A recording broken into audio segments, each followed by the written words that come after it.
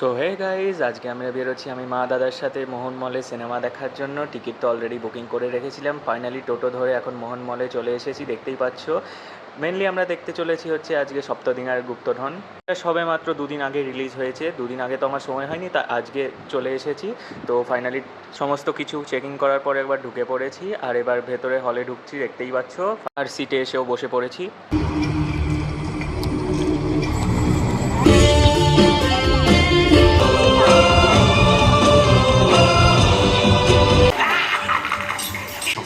যাতে অনেক মানুষের উপকারে লাগে, বুঝেছেন? আমিও তো মানুষ। বাবু, আমরা এবার কারাগারে যাই।